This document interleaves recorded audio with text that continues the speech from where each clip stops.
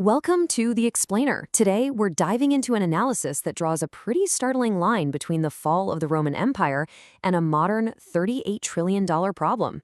The core idea? That there's a plan to manage this staggering debt, not by paying it off, but by, well, changing the very value of the money in your wallet.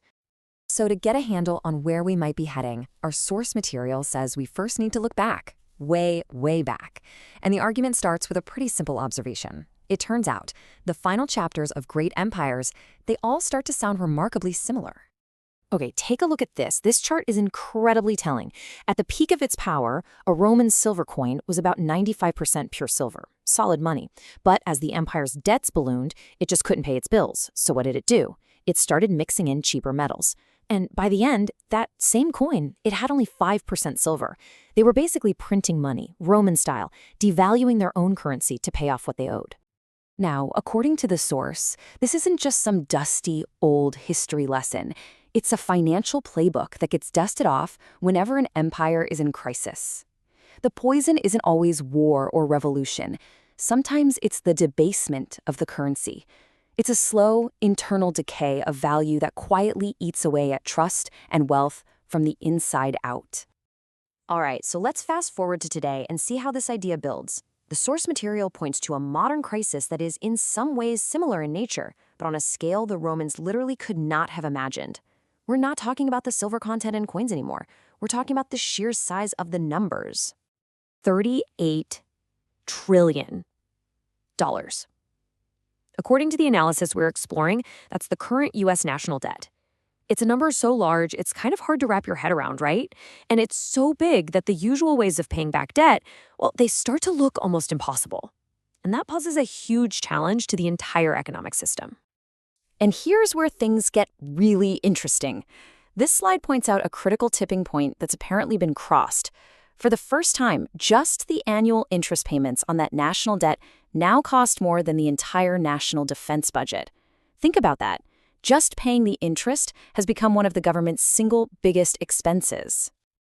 So how on earth do you manage that kind of inescapable math? Well, the source we're looking at argues that a two-part strategy is unfolding, a kind of modern version of Rome's currency plan. And it starts with something the source ironically calls the Genius Act. Now, let's be super clear here. This isn't an official law you can go look up. Genius Act is the term the source uses to describe a pretty clever strategy. If you can't find enough willing buyers for your debt out on the open market, you use regulation to create new, forced buyers. So here's the logic that's laid out. Step 1, you take a new, booming industry, like digital stablecoins, and you pass rules saying they have to be 100% backed by safe assets, for consumer protection. Then, step 2, and this is the key part, you get to define what safe means. In this case, US government debt. And boom, just like that, an entire multi-billion-dollar industry has no choice but to become a huge, reliable customer for US bonds. But creating new buyers, that's only half the plan, according to this analysis. Because even with new buyers, that $38 trillion number is still, well, it's still enormous.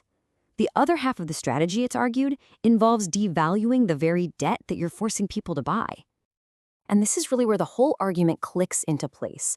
The source presents inflation not just as some unfortunate economic side effect, but as a powerful and intentional tool. Why? Because it allows the government to pay back that $38 trillion debt with dollars that are worth a lot less than the ones it originally borrowed. It's essentially a default without ever having to officially say the word default. Okay, so this is all happening at a huge global scale.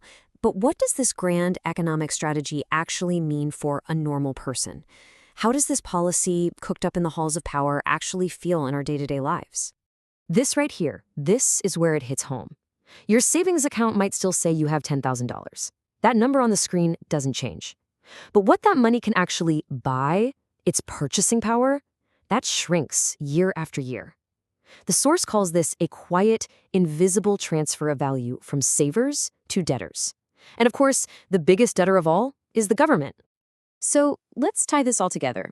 The analysis basically presents a modern, very sophisticated version of what the Romans did with their silver coins.